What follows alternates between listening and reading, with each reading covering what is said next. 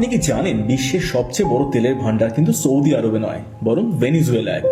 আর এই একটি কারণে ভেনিজুয়েলাকে বিশ্বের রাজনীতির এক গুরুত্বপূর্ণ কেন্দ্রবিন্দুতে নিয়ে এসেছে। ভেনিজুয়েলা নামের এই দেশটা নিয়ে আমেরিকার কেন এত আগ্রহ, এই প্রশ্নটা অনেকের মনেই আসে। অনেকেই মনে করেন বিষয়টা শুধুই রাজনীতি বা ড্রাগ পাচারের সঙ্গে জড়িত। এমনকি ডোনাল্ড ট্রাম্প নিজেও একসময় বলেছিলেন যে ভেনিজুয়েলা নিয়ে আমেরিকার আগ্রহের মূল কারণ হলো অবৈধ মাদক ব্যবসা এবং ড্রাগ স্মাগলিং। কিন্তু প্রশ্ন হলো, এটা কি পুরোপুরি সত্যি? কারণ শুধুই যদি ড্রাগের সমস্যা হতো, তাহলে ভেনিজুয়েলার মতো একটি দেশের দিকে বিশ্বের সবচেয়ে শক্তিশালী দেশের এত গভীর নজর থাকার কথা নয়। বাস্তবে এর পেছনে লুকিয়ে আছে আরো বড় এবং জটিল একটি কারণ, আর সেই কারণটি হলো তেল। কিন্তু শুধু তেল নয়, তেলের ধরন। এই বিষয়টা বোঝার জন্য আমাদের পিছনে ফিরে তাকাতে হবে। 2005 সালের আগে পর্যন্ত আমেরিকা, ভেনিজুয়েলা এবং সৌদি আরব, এই তিনটি দেশ ছিল বিশ্বের অন্যতম বড় তেল উৎপাদক। তখন ভেনিজুয়েলাকে তেল শক্তির দিক থেকে খুবই গুরুত্বপূর্ণ দেশ হিসেবে ধরা হতো। কিন্তু এরপর ভেনিজুয়েলার রাজনৈতিক অস্থিরতা এবং অর্থনৈতিক দুর্নীতি এবং দুর্বল ব্যবস্থাপনার কারণে দেশটির তেল উৎপাদন ধীরে ধীরে ভেঙে পড়ে। একসময় ভেনিজুয়েলা নেমে যায় বিশ্বের শীর্ষ তেল উৎপাদকের তালিকার অনেক নিচে। ঠিক একই সময় আমেরিকায় ঘটে যায় এক বিরাট পরিবর্তন। এই পরিবর্তনটাকে বলা হয় শেল রিভলিউশন বা ফ্র্যাকিং বিপ্লব।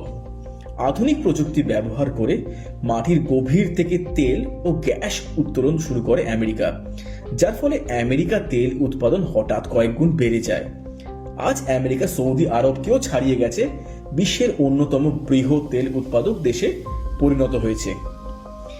এই অবস্থায় স্বাভাবিকভাবেই প্রশ্ন আসে, তাহলে আমেরিকা আর ভেনিজুয়েলা তেল দরকার কেন? আর এখানেই আসে সবচেয়ে বড় গুরুত্বপূর্ণ বিষয়টি, সব তেল কিন্তু এক ধরনের তেল নয়। আমরা সাধারণত তেল বলতে কালো তরল একটা জিনিস কল্পনা করি, কিন্তু বাস্তবে তেলকে মূলত তিন ভাগে ভাগ করা যায়: light crude oil, medium crude oil আর হেভি ক্রুড অয়েল। লাইট তেল খুবই পাতলা এবং এটি প্রসেস করাও তুলনামূলক সহজ। অন্যদিকে হেভি তেল খুব ঘন এবং আঠালো, অনেকটা মধুর মতো। তবে এই তেল প্রসেস করতে বিশেষ ধরনের রিফাইনারি ও বেশি শক্তির প্রয়োজন হয়। মজার বিষয় হলো, আমেরিকা শেল রিভলিউশনের মাধ্যমে যে তেল উৎপাদন করে তার বেশিরভাগটাই হলো লাইট অয়েল। কিন্তু আমেরিকার যে রিফাইনারিগুলি আছে, বিশেষ করে টেক্সাস ও লুইসিয়ানা এবং ক্যালিফোর্নিয়া অঞ্চলে, সেগুলোর বেশিরভাগই তৈরি হয়েছে হেভি অয়েল প্রসেস করার জন্য। এর কারণ হলো, ইতিহাসে আমেরিকা বহু বছর ধরে ভেনিজুয়েলা, মেক্সিকো এবং কানাডা থেকে ভারী তেল আমদানি করত। সেই সময় তেলের ধরন মাথায় রেখে এই রিফাইনারিগুলোকে ডিজাইন করা হয়েছিল। আর এই রিফাইনারিগুলি নতুন করে বদলানো বা অন্য তেলের ধরনের সঙ্গে উপযোগী করে তোলা মানে বিলিয়ন অফ ডলার ওয়েস্টেজ, যা সহজে এবং দ্রুত করা সম্ভব নয়। এই কারণেই দেখা যায় আজ আমেরিকার কাছে প্রচুর তেল থাকলেও সেই সব তেল রিফাইনারিতে ব্যবহার করা যায় না। এর ফলস্বরূপ আগে যেখানে আমেরিকার মোট তেল আমদানির মাত্র 12% ছিল হেভি অয়েল, আজ সেখানে সেই সংখ্যা বেড়ে দাঁড়িয়েছে 70%।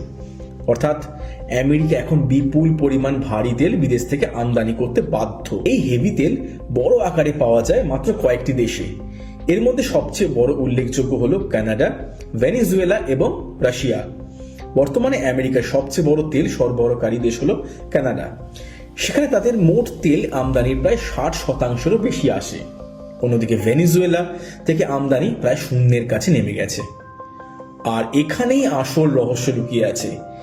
যদি আমরা বিশ্বের মোট তেল রিজার্ভের দিকে তাকাই, অর্থাৎ মাটির নিচে এখনো উত্তোলন না করা তেলের পরিমাণ দেখি, তাহলে দেখা যায় সৌদি আরব, ইরান এবং ইরাকের মতো দেশগুলোর পাশাপাশি সবচেয়ে বড় তেলের ভান্ডারটি রয়েছে কিন্তু ভেনিজুয়েলায়।